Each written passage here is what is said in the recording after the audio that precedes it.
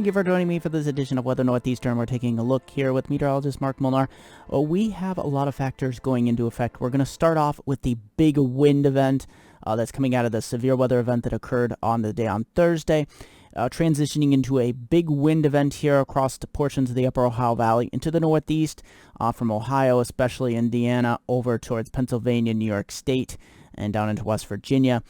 That's during the morning hours of your Friday into Friday afternoon and progressing into New England. We could have some strong to severe thunderstorms into northern New England, northern New York, portions of the upper Hudson Valley, western New England as well. Potentially on Friday here with damaging wind being the main threat and possibility of maybe an isolated tornado. But the big story, once again, will be later in the weekend. Again, we will have another potential for a system moving up out of the Mississippi and the Ohio River Valley. And guess what that means? Another potential wind event also for the Northeast and upper Ohio Valley. Let's get right into it. Before we do, don't forget to hit that subscribe button and bell button so that you're notified when I come out with one of these videos. Let's get right into it. Wild windy storm. This is for your Friday, March 26th. This starts later Thursday night into Friday, really cranking up the Mississippi River Valley, connecting to the Ohio River Valley. You can see the main threat for a lot of wind here across much of the upper Ohio Valley. You really get into a lot of the potential for 50-55 mile per hour plus gusts here across portions of Indiana, especially central, southern, and eastern Indiana into Ohio. Much of Ohio is going to take quite a beating here with this system on, especially during the early morning hours of Friday into late morning. That transitioning across western Pennsylvania, western New York, the Lake Plateau, on the east end of Lake Ontario, all the way down towards portions of the shadow of the lakes here, eastern Lake Ontario region, eastern Lake Erie region, the Lake Plain. These areas will see the highest gusts. That's where I have you into the major high end. You will see some areas getting into the 50-55 plus, and then in the orange zones here, this is where you'll see a good amount of 40 to 45, as much as 48 mile per hour gusts out of this system. So this is nothing to really sneeze at here. This is going to be quite a wild, windy day. You're going to be really getting blown around here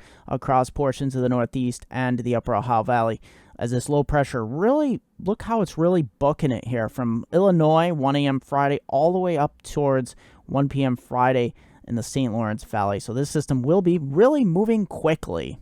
Taking a look at the NAO index really quickly here, I want to go over this because this really puts things in perspective. We've had above average March, but look at that. By the time April 1st rolls around, yep, we're actually going negative. Now, what does that basically mean? Yes, we're not in the winter season anymore, but this means a return to below average temperatures, which many of you did not want to hear, especially those of you that are ready for spring. And yes, there it is. I'm not saying snow, but there will be chances of colder rain, and yes, possibility of some wet snow. All right, severe weather outlook. This is Saturday.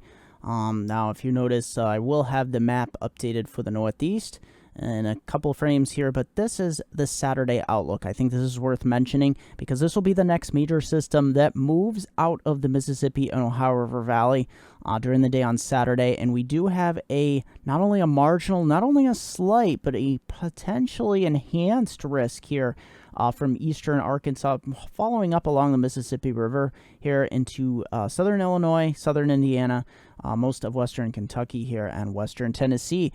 This is where we could see damaging wind, large hail, potential for some tornadoes as well. So this has been a really busy severe weather season, and I wanted to make note of this because look how far north these thunderstorms extend here. And then eventually, yes, this system could turn into a wind event as well across the Northeast. It remains to be seen how much of those winds will get mixed down to the surface, but there will be windy conditions across the upper Ohio Valley into the Northeast for your Sunday. So this is Saturday here, wide area of thunderstorms, potentially strong. I want to briefly show you the mesoscale modeling here. This is really interesting because this takes the winds up at 850 millibars. The low pressure system, you can see it tracking across northern Ohio, the eastern Great Lakes, and into the St. Lawrence Valley during the day on Friday and eventually early Saturday, exiting off the coast of Maine. This is really interesting because look at some of those deeper fuchsia colors. The reds, you got the fuchsias. this is where you get into some really strong wind gusts. You have that really strong jet stream in the upper level of the atmosphere, and this strong low, any stronger of those cells that do develop along this frontal boundary and low pressure system will have the ability to mix some of this stronger winds in the jet down to the surface. So hence why we have so many widespread high wind warnings and wind advisories. So heed those warnings and advisories. You can see here, this is really a lot of wind, and the potential is there to mix a lot of this down to the surface during the day on Friday. Precipitation outlook, here we go. Your eyes are really drawn to the east here from the Gulf Coast area, Louisiana, Arkansas, up the Mississippi River Valley. This is with those strong thunderstorms north of Atlanta as well this weekend, most of this occurring on Saturday. Of course, a lot of this will be following too, about, I'd say, a quarter to at least almost a half of this will be occurring on the day of Friday too. All the way up into the northeast here, you have that wide swath of heavy precipitation. Friday and Sunday are the two big days here for precipitation, as we get the first low Friday and then the second low on Sunday. Out west, most of California staying dry, but the Pacific Northwest up towards Seattle, Portland, we will be getting rain showers and some mountain snow as well. And here we go with the jet stream upper level pattern. Look at this. The subtropical jet is riding pretty high to the east here. Hence we going to continue to close out March on a strong note with those above average temperatures. NAO index continuing to remain positive, as I showed you. Will go negative. That northern branch of the jet stream really diving here across the upper plains, Rocky Mountains, and keeping a lot of the cold air bottled up across Canada at this point. As I said, that will change the first week of April, unfortunately, for those of you that want to continue with spring here. Unfortunately, it's just, I don't know, it's this time of year, it's like a teeter-totter. We go back and forth for a while as we have the battle of the seasons. The sun angle's getting stronger, trying to warm the planet and the ground up. So let's get right into it. The rest of the forecast here.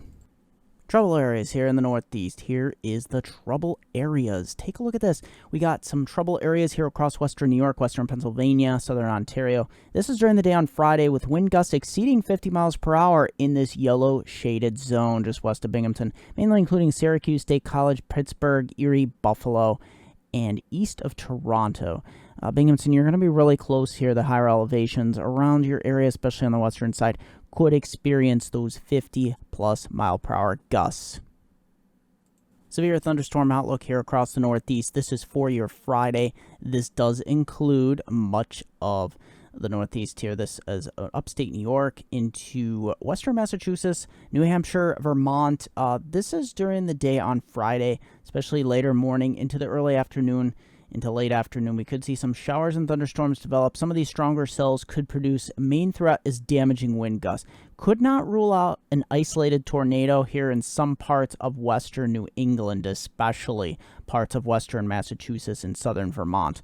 Not out of the question, maybe as far south as northwestern part of Connecticut. That's where the parameters seem to be the most promising. Back west here, we see a slight risk over towards Binghamton, just around the Rochester area, just north of New York City. But it is in the yellow shading here that I am a little bit concerned about for tomorrow. Not a widespread event, but the wind field is there to tap into some stronger wind gusts. And here we go for your Friday, TGIF, the day you've all been waiting for. And guess what? Look at that. It's stormy. We have a low pressure system riding along a front here. Associated frontal boundary pushing through. Yes, that yellow shading is damaging wind gusts, the greatest threat of wind gusts above 45 miles per hour here across the Northeast. Especially 50 miles per hour rotates State College on westward here. That red shading there, as I showed you in the previous frame, this is the severe weather outlook, and we could see some strong to severe thunderstorms really tapping into that wind field in the upper levels of the atmosphere, up about 850 millibars, which is about 1 to 1.2 kilometers upward. That is where we could see some of those stronger cells develop. You see temperatures really soaring ahead of the front into the 70s, some 60s, and even some 50s behind it. But really, it's not much of a cold front. It's more of a dynamic front here as it moves and traverses across the region. Rainfall will be on the order of anywhere from a quarter to a half an inch southward across New York-Pennsylvania border. Northeastward towards upper New England here, this is where we could see as much of an inch possible with some of these heavier cells. Saturday across the Northeast. Look at this. You can't get much better than this for your early spring day. Look at that beautiful wall-to-wall sunshine. Brilliant.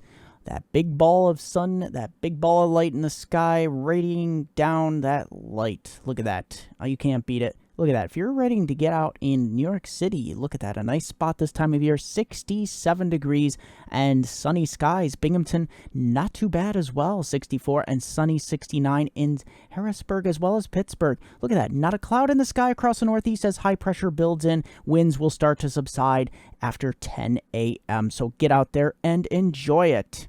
And here we go with your Sunday. Yeah, you knew you couldn't get a whole weekend that was sunny, completely wall-to-wall. I'm sorry, Sunday, here it comes. You got that warm front pushing in. You could say mushing in, but pushing in. You got the cold front to the west towards Erie and Pittsburgh. And guess what? To the northeast, yes, that is the pink zone at Burlington, northeastward. You will be into the wet snowflakes starting out, mixing, and then eventually changing to rain. Finally, the warmer air does win out. You get anywhere from a quarter to a half an inch of rain most of the day. Just a wet, dreary day. It won't be terribly cold. 57 near Binghamton, 58 Erie. And then it's southward into Pennsylvania here. You get 67 in Harrisburg and 64 Pittsburgh and 62 and New York City. And here it is for your Monday. Yep. So you will definitely have a case of the Mondays this Monday. I will feel like a bad hangover from the weekend. And guess what that means? Winds will be blasting out of the northwest, 15 to 25 miles per hour, higher gusts to 30. And yes, we will have the sunshine. So as long as you stay in the sun, you'll feel somewhat warm. But the problem with that is you get in the shade, you get the wind chills, and that is just a bad dream. There it is, 40s.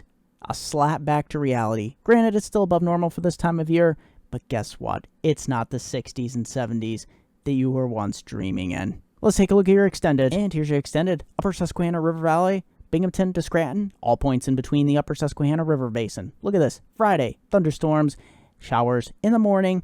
That will quickly transition to cloudy, windy conditions throughout the afternoon. Temperatures tumbling through the 60s, early high near 70. North, or it will be southwest winds initially, 20 to 40 miles per hour at gusts as high as 50, 55 potentially on the higher ridge tops. But guess what? That turns more northerly in the afternoon, gets to be a little bit more chilly. Most of the day we do remain in the 60s, however. So there you have it. Windy day. Watch out.